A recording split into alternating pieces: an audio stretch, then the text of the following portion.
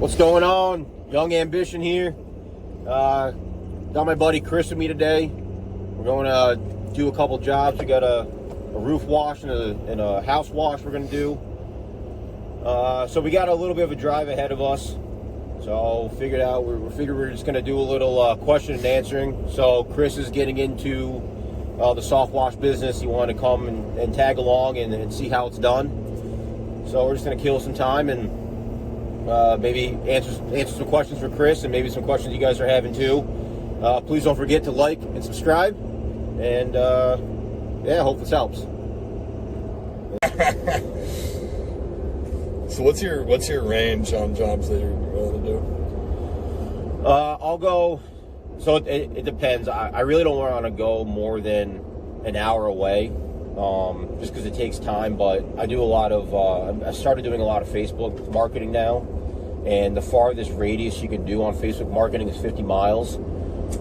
So I typically scroll the thing all the way out to 50 miles, and usually that ends up being about an hour drive. So an hour's not bad. You can go and make some decent money and come back. It doesn't take that long. The one that we're going to today is an hour away. The guy messaged me on Facebook after seeing one of my ads and messaged me for an estimate for a roof wash. Gave him the estimate, he liked the price, and then he immediately said, hey, can you do my neighbor's house as well? And I told him that I would do the roof and his neighbor's house wash, and I would give them both a 10% discount if they would schedule on the same day. So, that I have to take a little money out of my pocket, but then I don't have to drive back on a different day, an hour. So it makes it a little more convenient. So whenever you have the opportunity to do that, get a little bit more in that area, it's definitely beneficial. If that guy didn't ask me to do his neighbor's house, what I probably would have done is a targeted ads specifically for his town, and just see if I could get one or two more while I was up there, just to kind of make it worth the drive. So you want to try to get as much as you can out of that area, without stretching yourself too thin. If you're driving an hour, it's definitely nicer to do at least one more. Did you have to drive up here to do the estimate? No, so I try not to do any estimates in person. If someone messages me or calls me and I'm right down the road, say I'm doing another job in their neighborhood or the neighboring neighborhood, I'll swing over. But typically I don't like to do it in person. It just takes time. When you're scheduling and you're doing a couple jobs a day, the last thing you want to do is have to drive on the other side of town, get out, get into a half-hour small talk conversation with someone, and then you got to get back on your schedule and go back to the other side of town and finish up the jobs that you already had scheduled. So what I try to do is just get people on the phone, whether it's talking to them over email, the phone, text message, Facebook Messenger, whatever it is. And I'll just ask them some questions. What town are you located in? Because then I can figure out, am I driving an hour away? Or is it right down the block? Is it a 1 or is it a 2-story house? And then I ask them for a rough square footage. And then when they say they want their roof done, I always ask them, what's going on with your roof? Is it black streaks? Is it moss? Because if it's black streaks, I'm going to spray it and we're going to be good. If the roof is completely covered in moss, then I might have to adjust the strength of my chem, because the moss, you need a higher concentrate of chlorine, just because there's a lot of work that it needs to do. And if there's really big, thick patches, sometimes I might get up there with a brush and try to knock some of it off. So that's going to take more time. So you want to know what's going on, whether it's just black algae or if they got a lot of moss cover. The other thing is with the siding, ask the same thing. What's going on with your siding? Is it dirt? Is it moss, algae? You want to have as much, if you're not going to go and do it in person, you want to have as much information in your head while you're doing the estimate, because all this stuff takes time. You ask them, what's the shape? They tell you they got a 2,400 square foot home. That's great. What's the shape of it? Is it just a rectangle? Is it some custom house that's got all kinds of edges and corners and pergolas and cupolas and whatever they got? So you want to know all that, and then just give them an estimate over the phone, and if they like it, great, schedule it. If not, they don't like the price, or they're just kind of feeling you out, hey, we're not going to do it for a month or so. I just want to get a price on it. Whatever. Took you 2 minutes to make the phone call. You didn't have to drive 15 minutes to the other side of town. So, no, I try not to do too much in person, and that's why. It's just easier. It's more efficient and streamlined to just try to do it over the phone. Do you try and, like, upsell them? Always. You always want to try to upsell. If you're there, if the hoses are off the truck, the pump's running, you've already got your stuff out, you're already there, it's definitely a good opportunity to make a little more money. So I don't go in person to do my estimates, but when I get there, I try my hardest to get the homeowner outside. So get them out. You want to show them what you're doing. You want your customer to be educated on what you're doing, so they don't have to bother you with questions later. So if you go to a house that has a lot of moss on the roof, you want to tell them that it's not going to come off right away. It's actually going to get worse before it gets better. If you spray a lot of nice looking fluffy green moss, by the time you leave, it's going to be white. And then in the next couple of days, it's going to turn brown. And it's going to take, time for Mother Nature to dry it out, get it off the roof. So you want them to know that. If you go and they're paying, $400 for a roof wash, and they go outside the next day and they have a bunch of brown dead moss on the roof, they're going to be like, oh, like, what the hell did I just pay for? But if you bring them outside and you tell them, hey, look, this is the process. I'm going to go up there, I'm going to treat the moss. It's going to get rid of any of the black stains, and the moss is going to turn white. It's going to turn brown. It's going to die. It's going to take a few weeks, a couple of rainstorms. If you tell them that, then they know. They know the process going on. And you want to be honest with people. There a couple times I've been to roofs, and I was like, man, you got a lot of moss up here. This is like one of the worst roofs I've seen in a while. I'm probably going to have to come back. Give it 3 or 4 weeks. I'll come back. I'll do a courtesy spray, whatever it is. People are paying good money for this, especially when you're starting out. You want to be honest, and you want people to know that you're an honest businessman. You're running an honest service. So tell them, be like, listen, you got a situation here. I'm going to spray it just like I would spray anyone else's roof, but I might have to come back and do this. It'll be for courtesy. And then he's going to be like, sweet, man. Like, that's awesome. I appreciate you doing that, checking in. Like, I've had tons of people say, hey, you got any extra cards? Like, I got other people that are going to want this service. If you just go and blast the moss and it turns white and brown and they don't know what's going on, they might think that you scammed them and ripped them off.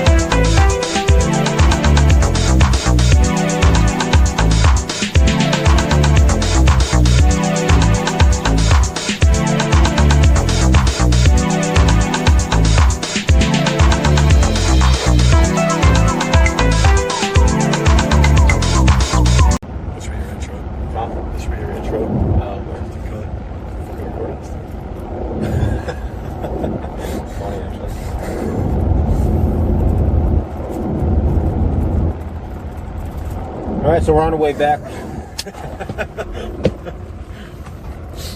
back. We just finished up the 2 jobs we had.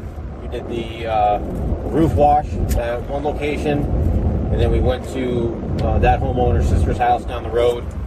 Did a nice house wash. So it's 11:25 right now, and we're done for the day. So we're gonna go home and do some yard work and do some much needed stuff around our house. But the washing, it all went well.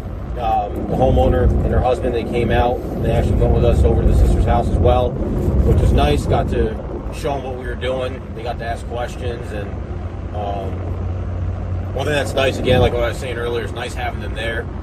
The sister had a lot of dead grass around the house, and especially in close proximity to the house where we were going to be spraying.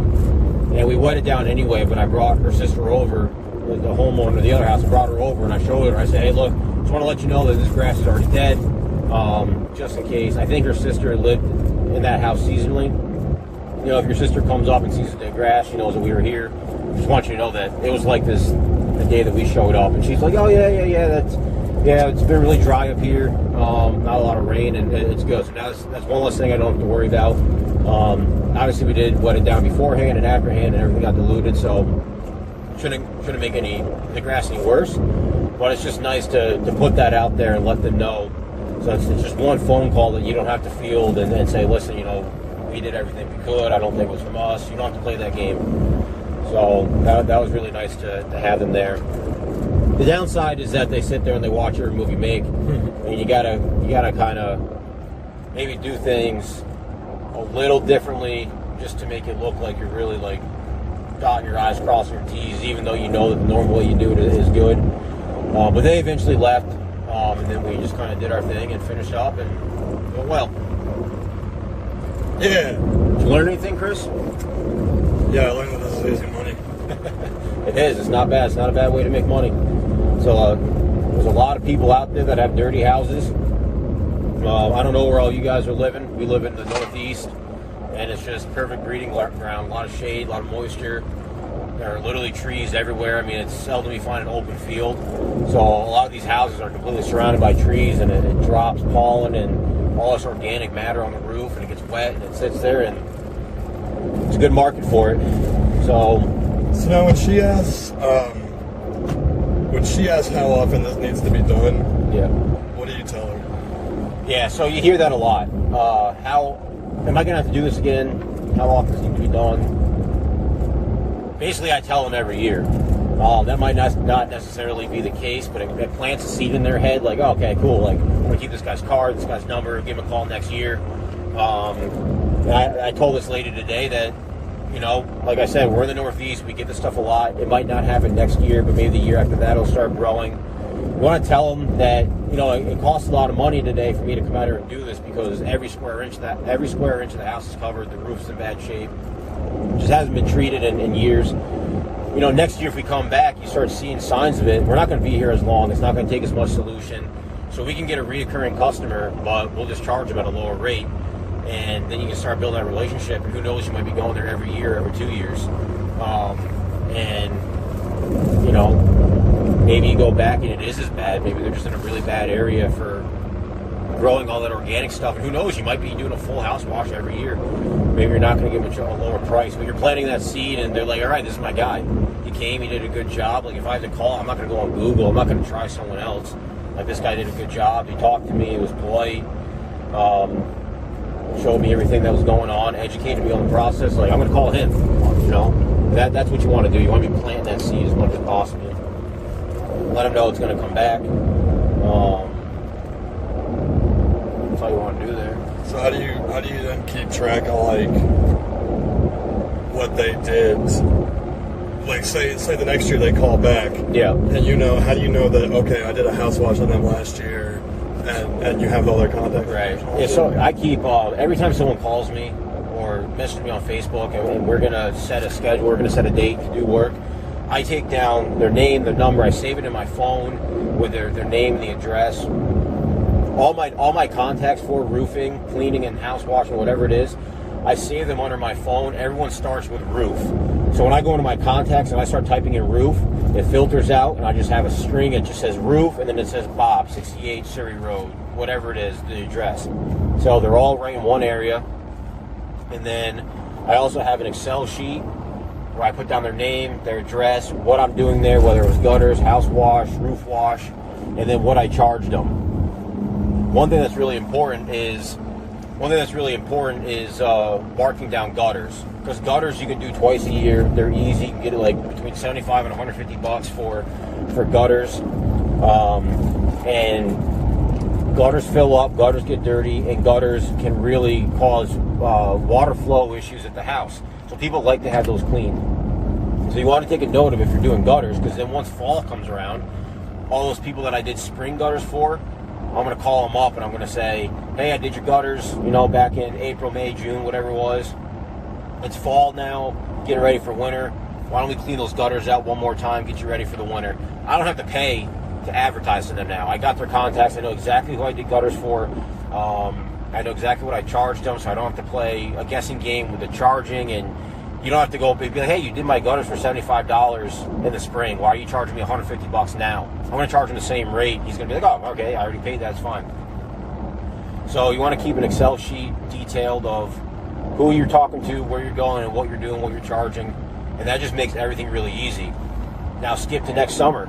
A year from now, when spring comes around, I'm going to call that same guy. Hey, I did your gutters in the spring and the fall last year. This is what I charged. You want them done again? Sure, come on over. So you're not going to have to guess and go through your phone list and be like, man, I got Bob saved in here. What did I do for Bob? It takes a lot, that whole level of confusion out. It just streamlines everything, makes it real easy to reach out to people for free and get their business year after year. Are you keeping track of where they're coming from in terms of your advertising? Yeah, so that's another thing I keep track of in Excel. You don't have to be this extreme. I like Excel. I like keeping track of everything. Right next to what I charge, I have another row or another column, and that I put down whether they contact me through Facebook, Home Advisor, my mailers, if they got a mailer in the mail, and then I just signed up to be on Google, so once I start getting some hits on that, I'll start marking that. I talked to them I got in touch with them through Google. So after a year, maybe 2 years of keeping track of this data, I'll be able to look back and be like, all right, I spent X amount of money on the mailers, and in return, I got X amount of money. X amount of money on Facebook. This is how much return I got from advertising on Facebook. And then maybe I'll find out that Home Advisor was the most expensive and had the least return. I might just stop doing Home Advisor and funnel the majority of my money into the 3 avenues that are producing the most leads. So that's why I keep track of that, because advertising is expensive. I mean, it costs money to get your name out there, so you really want to make sure that any money that you're reinvesting into your business is going in the most efficient areas. You don't want to be throwing $1,000 for marketing into something that's not giving you a decent enough return. So I like to keep track of that, so I know exactly where these people are contacting me from, and it just helps, again, make your business more efficient. That's what you want. You want to have the most leads, the most revenue, the most income with the least amount of expenses is what we're looking for.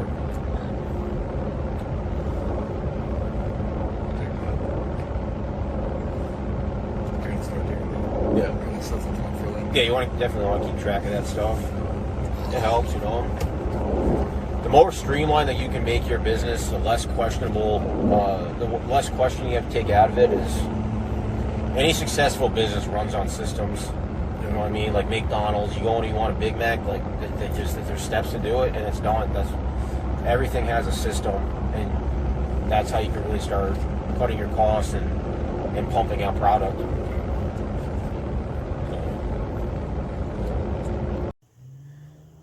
All right, soft washers, thanks for following along. I hope the question and answer session that we had was helpful for you guys. If it was, please please subscribe, leave some comments, and ask some questions of your own. I'd be happy to answer them for you. I might not know the answer to everything. Obviously, I'm on the journey myself, but I have been through some ups and downs here. I've seen a lot so far in my journey, so I'd be happy to help you guys out and answer any question that I can. See you guys next time.